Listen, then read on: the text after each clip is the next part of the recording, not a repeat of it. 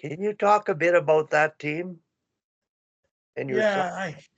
Yeah, if I can put it into a context, uh, when I look at Father Bauer's life, which we're looking at now, and what you've written about so well, I must say that this is thoroughly researched. I just went through the conclusion again before this meeting, and uh, and what he tried to accomplish. With Father Bauer, he met the moment, I would call it, and a lot of people that achieve things meet the moment. You never know what that moment's going to be, but he saw that hockey, which we just talked about, had some flaws in it. It played too many games. It didn't encourage hockey. There was a C form at the time that you signed that forced you to be with one team, and you couldn't even play senior hockey if you signed that C form.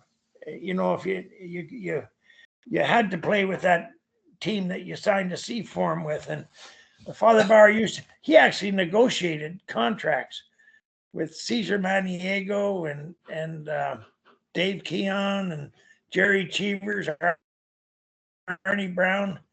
And I remember Punch Imlach saying, "How the hell do you negotiate with a priest?"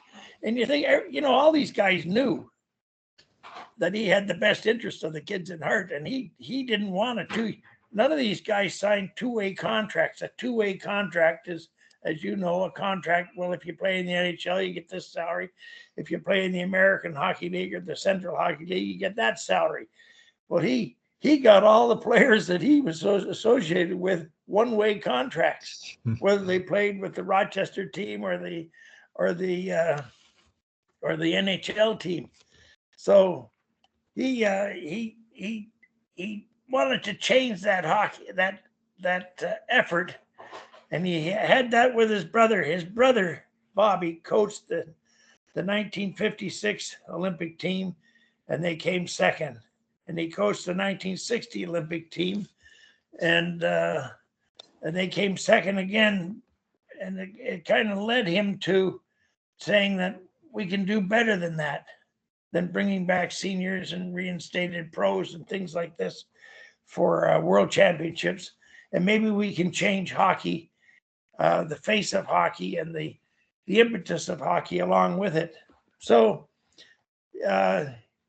he asked me at that time, well, he wanted me to join the team in Squaw Valley at the time in 1960. And I was, I had one more year of junior left. So I was in my second last year of junior. And the principal, I remember, and the principal was correct. He says his grades aren't good enough. He said for him to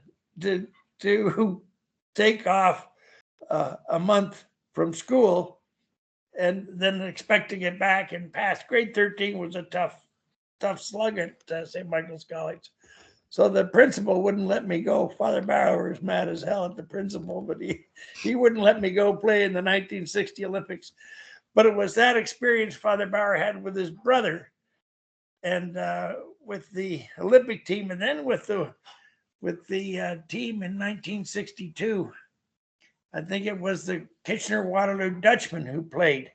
They had guys like Todd Sloan and some NHL players, and they still couldn't beat it. He said, well, if we get some top junior players and university players and pull them together with what he called a team and being and played, we could get the idea across to our youth that if you pursue education and hockey at a high level, you can still compete well and you get a fuller development of the individual. So he wanted to correct the hockey situation in Canada, where at age 16, you made a decision, school or a professional's dream. He says you can do both. And that was the purpose of setting up this national team and how it all got started at the time. It was, as you say in your book, a leap of faith on his part. It was, Terry, and I didn't know that about you in Squaw Valley. I don't recall that. So that's a cool story. Yeah. But he one thing we maybe don't recognize is that now we just send teams to the Olympics, to World Championships, and they're, young men and women from across the country. But it wasn't like that. It was these local senior teams that would go. But the idea of pulling people from across the country, this is before we had a national anthem, before we had a flag. We weren't as united as a country. And so it was even a harder task in that sense. Like there's really a national significance that Bauer was able to draw people from across the country. It was incredible. Like, what was that? Like, I know it was pretty humble beginnings when you went out to Vancouver well, you were out there a little bit before, but when the team was gathering in the fall of '63 and you had some training camps at the U of A and elsewhere leading up to preparing for the '64 Olympics. I guess, there was a sense like, well, we're the best players available, but there must have been real pride in what you were accomplishing. Yeah, I mean, we were, as to say that we understood the vision as you've outlined it in your book would be incorrect. We were young people that just, we loved to play hockey. We realized that, like, I was Toronto property at the time. Toronto had a good defense. You had Stanley and Horton and Bond and McNeil and guys like that. They're all good defensemen. I said, I'm not going to crack that lineup. And Father came with an idea that you could complete your education, play top Olympic hockey, international hockey. And then if you want to turn pro afterwards, it'd be a good deal. So, and not only that, you're representing your country. So it was, for young people to get an opportunity to represent your country in a sport. I mean, that's pretty exciting stuff. So I mean, we had all that in the background. We had no idea of all the juggling he had to do in order to pull it together until you kind of look back, as we do now. I mean, it was a remarkable leap of faith that he could do this. When I think about this, I made a list of the people that, he had Bob Heinmarsh, particularly in Vancouver, in the business community in Vancouver. He had Jack Hopwood in Winnipeg, and Jackie McLeod and Athol Murray, and all this tremendous support in Winnipeg. He had to pull all that together to get a team going. And then when he went to Calgary, he had that Mitchell, and he had Doc Seaman and that. He was really an engaging character. And I think it all came from the background of his family. I went to dinner a number of times with his family, and it was a battle. It was like a boardroom battle. Equal time was the operative word, because if you gave up your platform, you never got back in again. So people would be yelling equal time. I want to get my say in here. And it went back and forth. And so he was used to he grew up with brothers and sisters, 9 of them. And so he was used to that give and take, and he knew how to meet people and to engage people. And so everywhere he went, he pulled all of this together. And we were just, I was just a young kid going out, and I'm saying to myself, why wouldn't I do this? This is tremendous. Now, we lived hand to mouth. We didn't have, when I got to Vancouver, I actually had 25 cents. That's all the money I had in my pocket when I arrived there. and we had to kind of survive. And they had a training table for us and all that sort of stuff. So we didn't care. You're a university student. You're single. You're able to manage all that. But he was able to pull together the vision of what you're playing for Canada, but what he did in the background, when I think about it, was absolutely remarkable. And it helped players out in terms of if they were kind of borderline, if they would make the NHL, they improved in their skills. They practiced more with the national team. They matured. They could go and be a teacher, a doctor, a lawyer. They weren't dependent on hockey, and they could negotiate a better contract too. Like it was really beneficial for players on a number of levels. It was that all came together brilliant. in the 60s, and then they changed the whole draft. They turned into a draft system rather than by 1967. Yeah, and he was instrumental in getting that off the ground. When I think about it. Well, the more you read, he was the first one to rival. You know, people maybe know of the WHL or WHA, sorry, World Hockey Association, but his national team really it was drawing in some good young players. Like Carl Brewer was an exceptional player that was on the national team.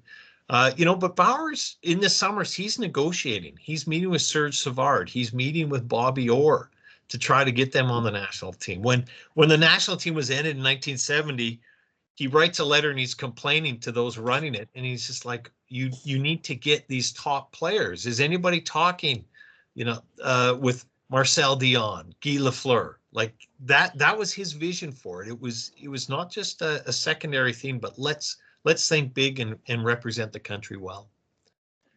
Yeah, he pushed. He he was close with Bobby Orr. Serge Savard, apparently, when I hear the story, he was getting on the airplane. You know, you used to have to get in and go up those little steps to get on the airplane, and he was going to come out to the camp in 1967. He was on the plane to go out there, and Sammy Pollock went out right to the tarmac. Now this is the rumor, and he had the Montreal Canadian sweater.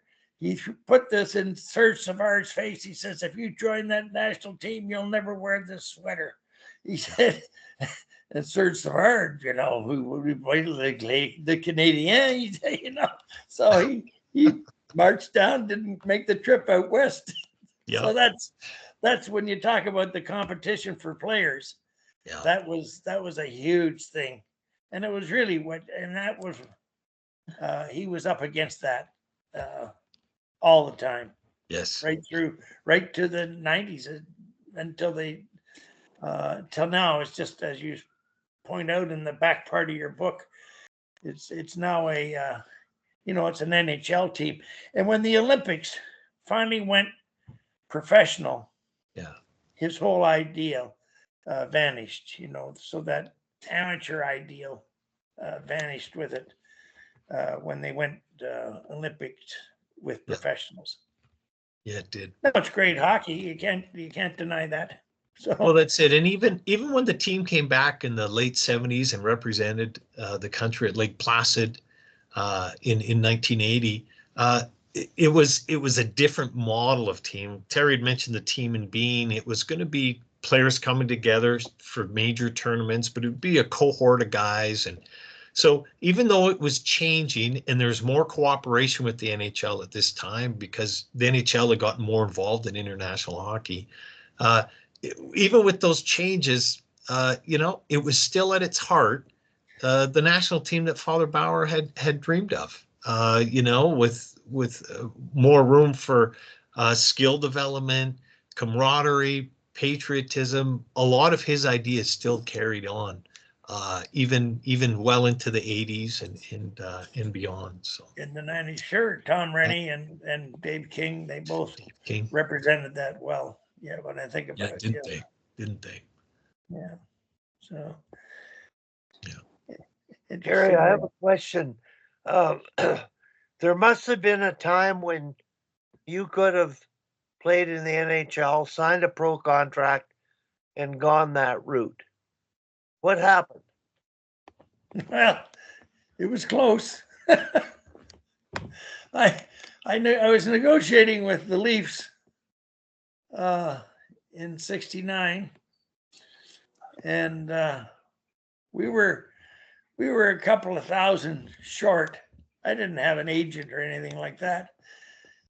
And I said, I said to myself, if they're going to be a cheapskate for a couple of thousand, which I was married at the time for a couple of thousand, and I can teach, I can I had a job with fitness and amateur sport, and I said, I don't need this action. The year before, I was negotiating with Minnesota North Stars after the 1968 Olympics. A lot of players turned pro with the 1968, and I'd heard some stories about the boys went down. Ren Blair was the manager.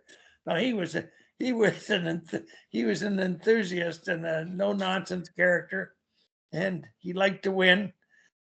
And they were playing pool. The guy told me this story, and I was still, because I was writing exams, I was still back home. I didn't go down with the boys to meet the team and that.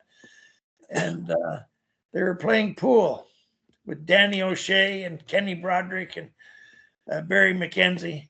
They were playing pool, and Danny O'Shea was with Ren Blair, and he missed a shot.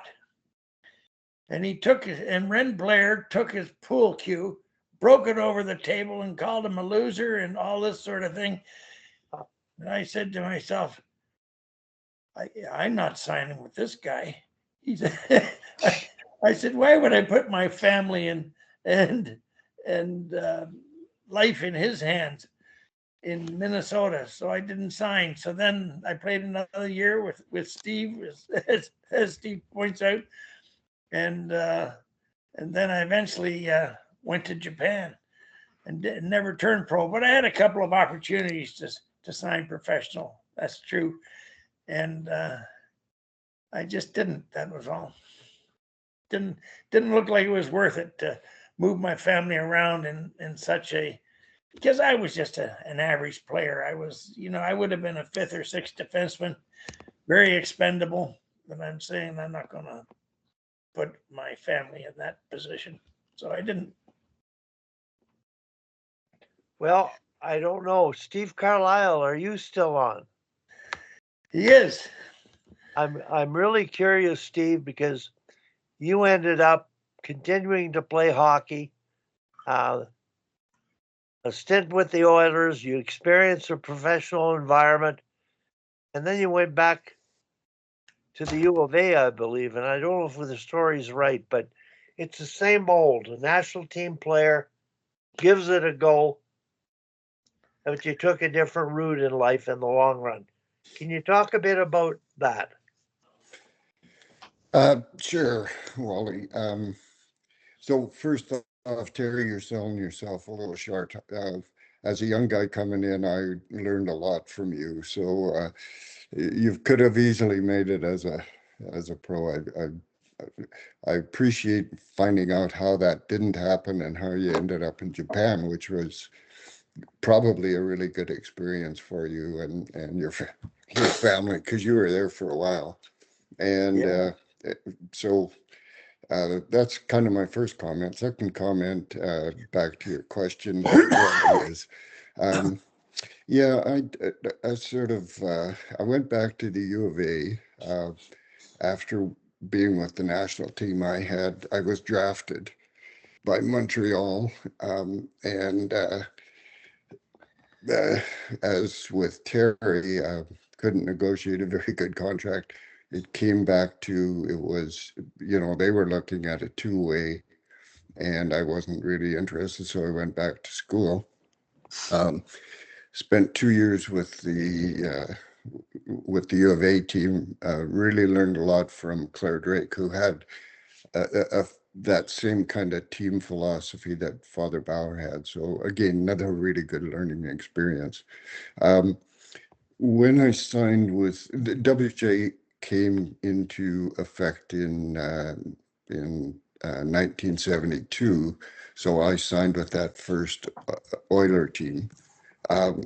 Played there for 4 years. Ultimately, I'd sort of set a goal of playing for 5 years, and and I continued my education all the time that I was playing. I would always take summer classes, spring session classes. And then when I finished after 4 years, I went back to school for 1 year and then started my teaching career, uh, and did that for 30 years basically. So that's sort of how I got. Um, Always with the national team, it was education first, and then putting all the rest of your effort into improving your hockey skills. Um, as Terry had mentioned earlier, we had a lot of chance to practice. We had great opportunities to travel. We had really good coaching. So it was, and as again Terry said, we were just young guys that were enthusiastic about what we were doing. I don't know, does that help, Wally?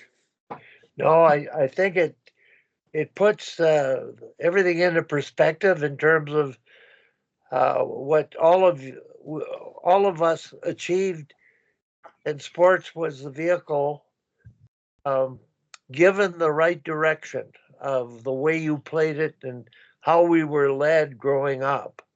I think that was a huge impact. It wasn't all about winning and money and you. It was sort of about team first and personal development, not just academically, athletically, but also morally in terms of uh, doing things the right way.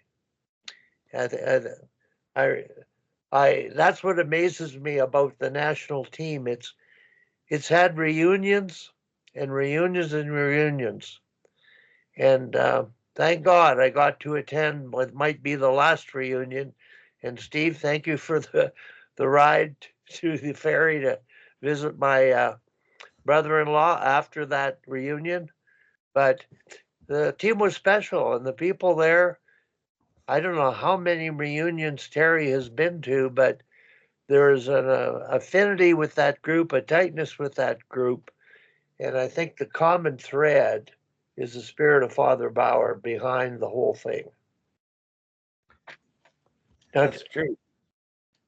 Terry, you wrote an article years ago. I don't know how long ago, why you wrote it, but it may have been after Father Bauer's passing or before. I have no idea.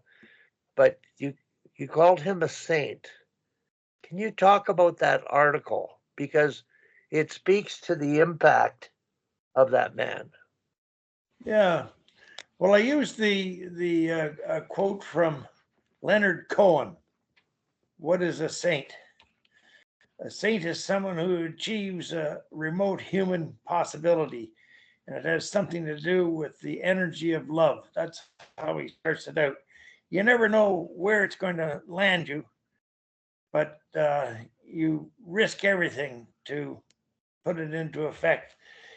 And the reason I look at that, not in terms of miracles and all that sort of thing within the church, but I look at it as when people love something, and he seemed to love sport and the sport of hockey, he wanted to do something with it that was outside of the norm, you know, a remote human possibility.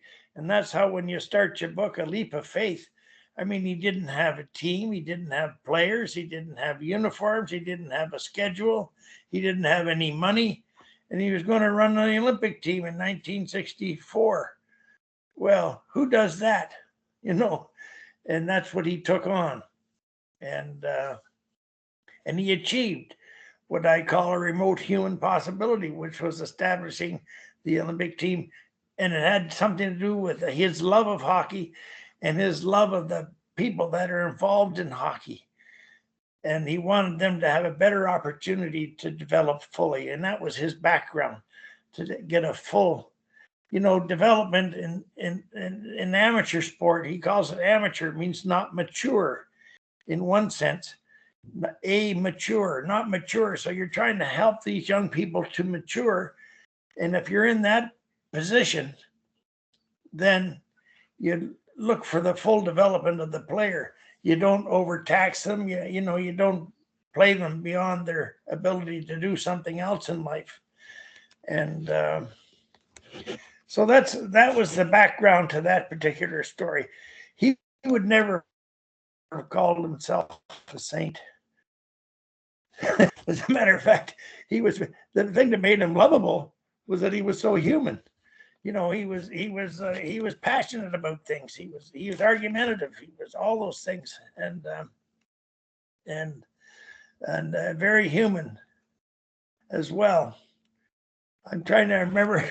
We went to Notre Dame, Barry McKenzie and I, and he was leaving. You know, he was leaving Notre Dame and going to go back to Vancouver, and he says, you know, he says I haven't been. This tells you what Notre Dame was like when we first arrived there in 1978. He says, you know, he says I haven't been as good a priest as I could have been. He said, but I haven't been that bad. He says that I have to spend the rest of my life here in Wilcox, Saskatchewan. So back he went to Vancouver. I says, well, what the hell does that mean for burying me? You know, because we did spend the rest of our life there. We must have been bad characters. So in any case, that was a story. I didn't write it to. You know, people that really accomplish things, when I think about them, when I think of Athol Murray, who I know pretty well, and I did a thesis on Athol Murray, he met the moment. He says, here we are in the midst of a depression, and things are as bad as they can be. People are leaving the province. The kids have no opportunity, so he started a university program for them to keep them involved in intellectual activity until the economic cycle changed. And it went on to become quite a remarkable little school. But he started with absolutely nothing. And when I think of Mother Teresa, for example, she started with 2 rupees, went out into the streets of Calcutta and met the moment, picked a dying guy up, put him into an abandoned building, showed him some care and love as he died. And that was, and at the end, you know, this is 1972, by 1998, when she died, she had 10,000 postulants and 1,500 houses of charity around the world. Started with absolutely nothing. And so that's what I call a remote human possibility. And you can see that not just but you see it in art, and you can see it in people that really make something of their lives. They often start with absolutely nothing and find a way to work through all the adversity to make it happen. And never easily, of course. And so when I wrote that paper, I wrote it for Barbara Bauer, his niece, who asked me to do a paper for her on my experience with Father Bauer. And so it talks about how I met him, when I discussed that earlier on, his coaching philosophy. You know, he had a really defensive coaching philosophy because he never had the talent. So he says, if you don't have the talent, you got to learn how to play defense. So we played Bantam that year. We won the city championship. We had a goalie that couldn't stop a beach ball. So he says, well, you got to keep these guys from shooting outside the blue line. So we had to learn all the foot skills to be able to stand up and keep these guys from shooting inside the blue line. So we ended up becoming quite adept at mobility and that sort of thing, because he practiced all these backward skating drills and checking drills and so on to make us good defensively. And of course it was his bane all the way through. I remember we had one of our reunions, and he was there at this reunion. We started the reunions in the 1980s. I think our first one was in Gimli, Manitoba. Oh, sometime, I can't even remember, back in, maybe it was 1970 something, 1972 or so, or 4. And he was at one of these reunions, and he pulls us aside and he says, you guys, he says, if any of you could have just got 1 or 2 goals, he says, in one of those crucial games down the years, he said, perhaps I could have been a bishop, even a cardinal. So he was he so he never had guys that could score. So his focus was always defensive first, and then move out from defensive to offensive. Yeah. And then the game has changed dramatically since then. I mean, my goodness, 5 men moving in, the conditioning of the players, the teamwork and the play. And it's so good defensively now that guys like Connor McDavid, they play a penalty kill system against Connor McDavid and then kind of see if they can outmatch them with the other lines. You know, Connor McDavid has trouble, even with all his skills, scoring with the goaltending being as it is. The nets haven't changed. The players have got bigger. They've become more mobile. So it's a different game entirely. But defense, as we all know, still wins games. Mhm. That's, I don't know if I answered your question, but that's how I wrote that article. A great article, Terry, and it's really interesting for those that are listening. But Terry, you became principal of Notre Dame, and I was working with the national women's team at the time, and you brought me out there, and I got to spend some time and stay at your place with your wife and interact with the coaches and the students. It was really a remarkable experience. And at the time, the national women's team, I felt, Matt, and I've spoken to this at Hockey Canada functions, Father Bauer would have dreamed to have a national team. The women's team was sort of the emulated what he couldn't have, because all the very best players came to that program and it's thrived.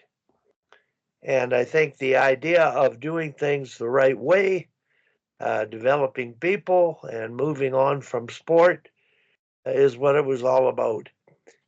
Now we've got professional hockey, women's hockey, and that's opportunity. It's a democracy. You can choose to go where you want, make what you want. And I think in the end, whether it's the NHL or the national team, I think the teams that really succeed do things the right way. They develop character. They have everybody feel valued parts of the team, and they're well led, and they feel a part of teams. So it doesn't matter what level you play at, where you play. The best team wins in the end, and that's sort of a philosophy I've taken over many years of coaching different sports, football in particular, and hockey, and ringette with my daughters growing up. That just building a team with a kind of philosophy of development being the foundation of why you're doing it. And it's not just the skills, it's the work ethic, it's the effort and respect that is required to be the best you can be. And that's John Wooden's definition of winning. So I credit,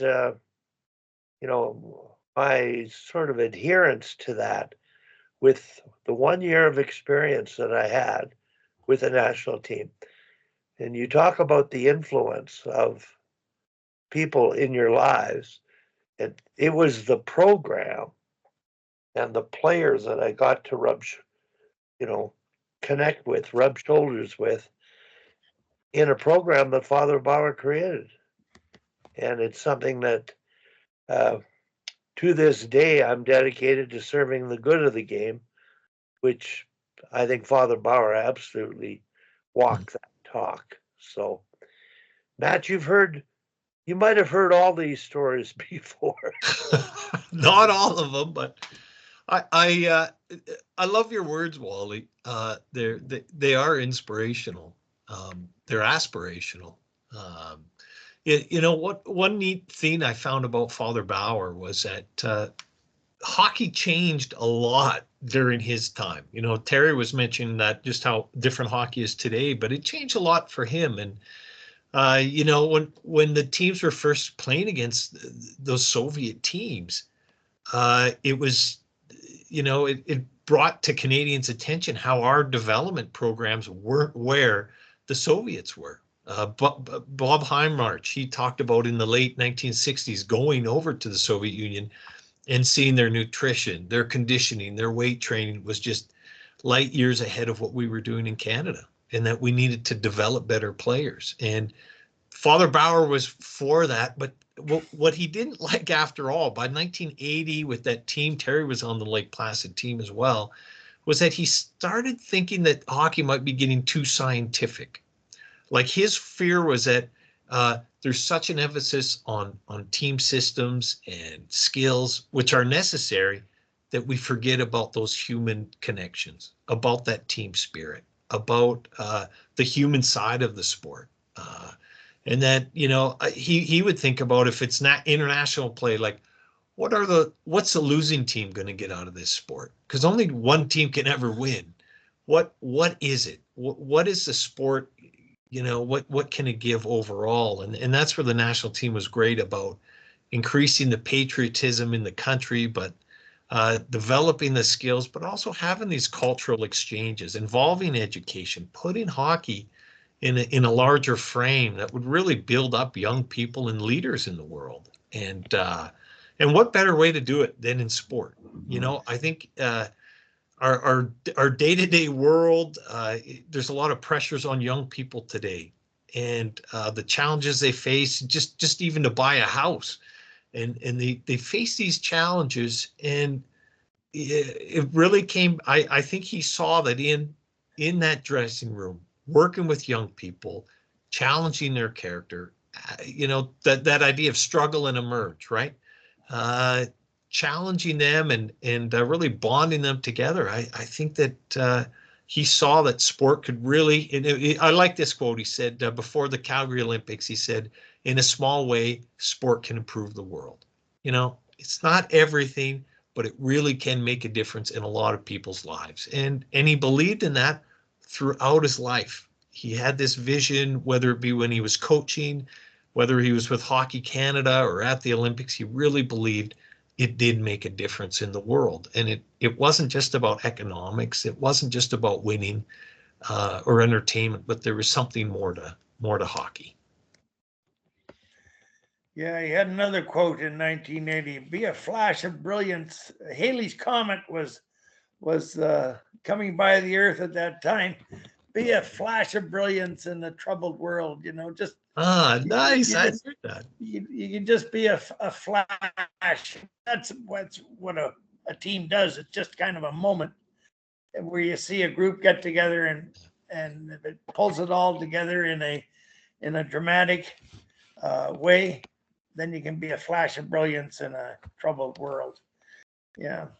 So, you know, he had a quote. He told me one time, he said, "You'll be known as a great coach, not by your wins or losses, but by how well you can treat the players you know you can't play that much or in crucial situations."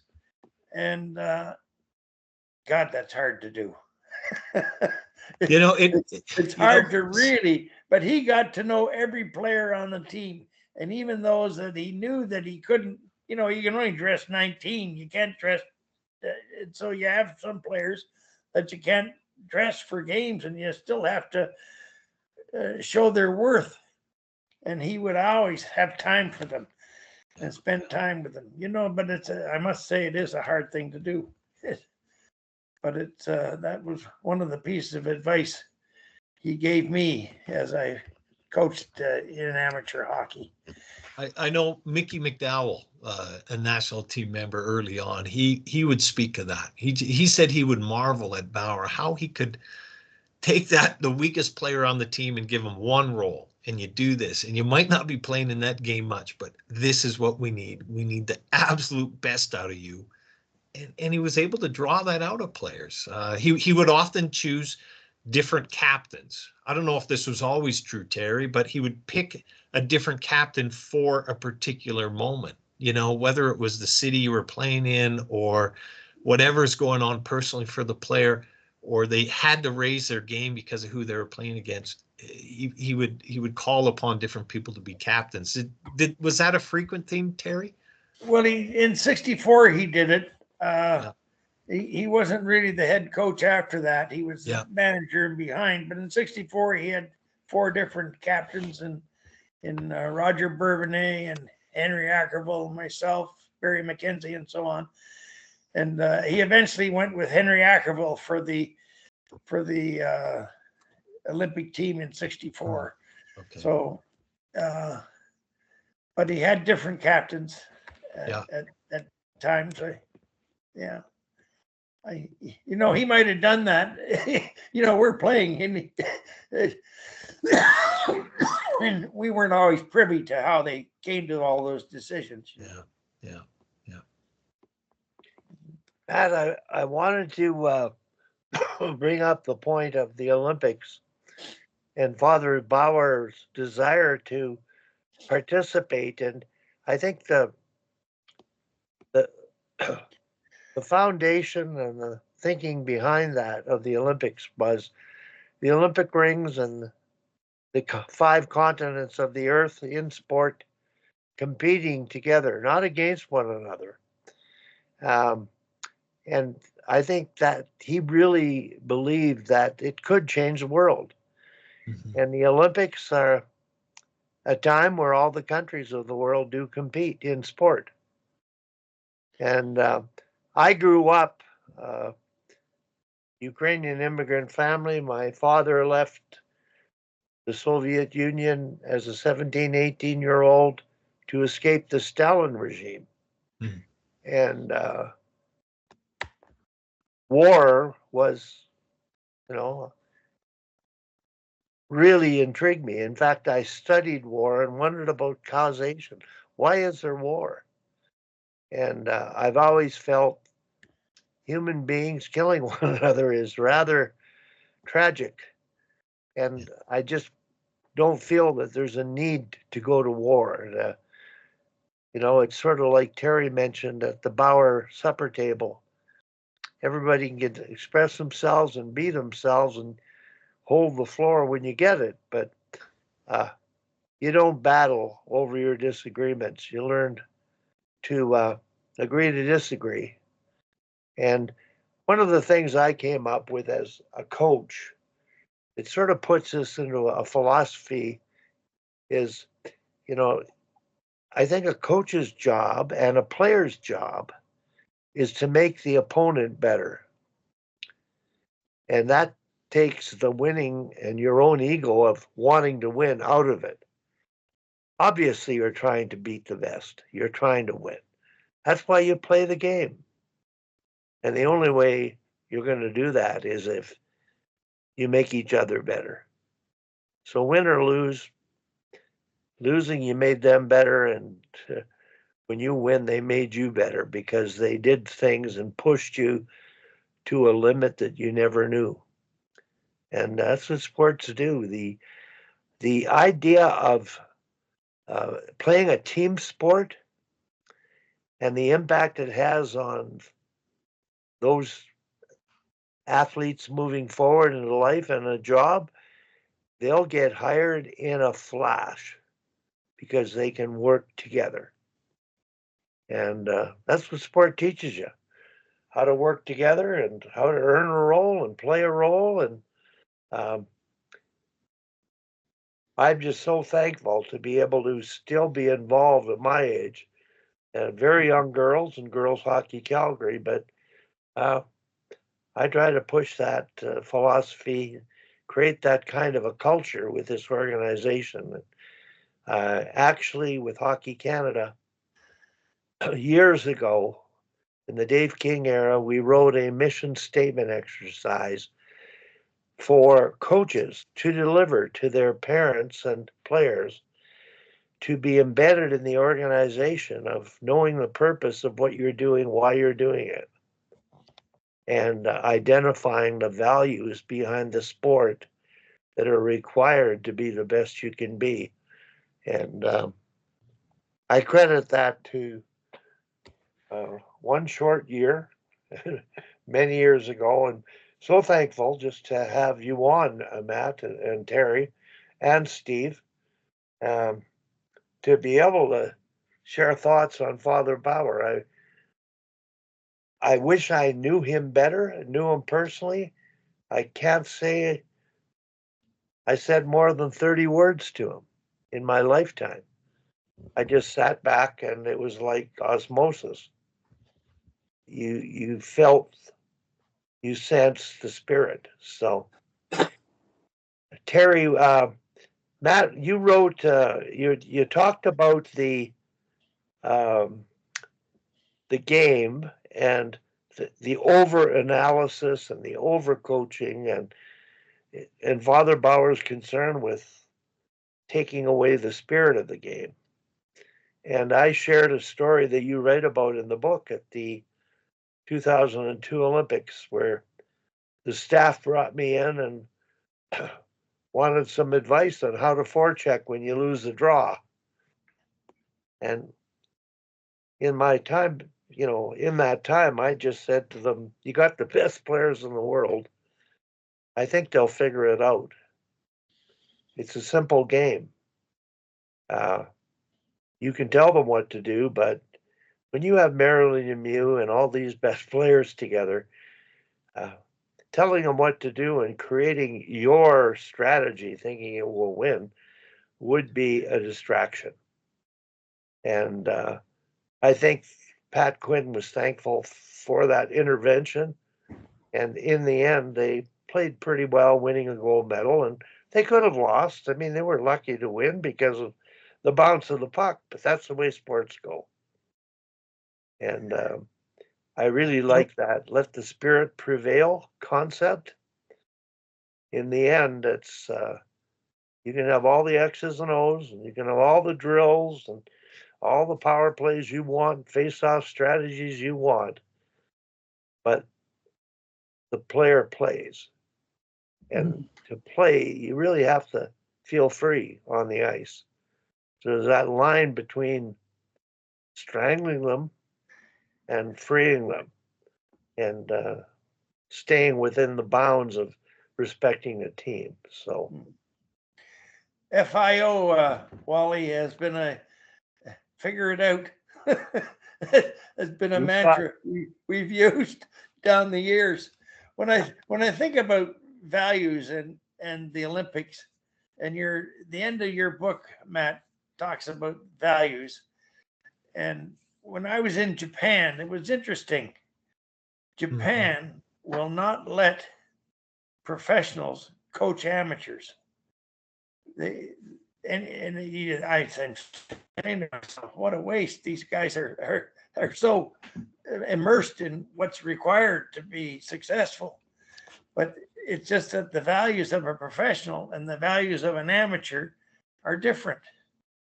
And so it all goes through the school system, and they produce some pretty good ball players. As we all know, Shohei Ohtani is not a bad ball player, but he grew up in a system where in his developmental years, the education system, at least that was when I was there, I don't know if it's still the case, wouldn't allow professionals to coach amateurs because the values are just so different. The values are if you don't win, you're not valuable, so you're disposable. That's the pressure on them, and we all know. I mean, I watched the New York Yankee game last night, and I'm listening to the coach Boone, I think his name is, with the Yankees. At the end, he says, he says, it's disheartening. He says, but I love, he loved the effort that the players put in. They had a bad fifth inning. Defense lost the game for them, as we say. But the values were all apparent in this talking of the summary of the game and the summary of the series. Values are what really they remember, not winning or losing. But if you don't win in professional sport, you don't last. That's Yeah. That's the ultimate value. And so they wouldn't let them get involved at the amateur level. So I find it interesting when the professionals got involved in amateur hockey in Canada, that we all know that it all who won the ultimate battle Mhm. in the end. Values didn't, but the values of professional. If you don't win, you don't last. That's the and Yeah, that's and you know, you're right, Terry. And that's what Father Bauer was trying to do with the national team. Let's create another stream that isn't so professionalized, and that we can cultivate people, education, still have great hockey.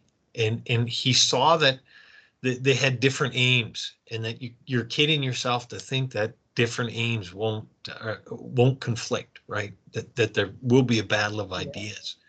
And and you can see that it's hard when the model is, minor hockey. The model's the NHL, which is great. I watch games all the time, but the challenge is that how do we ensure that our young people aren't faced with a professional model when they're 12 years old?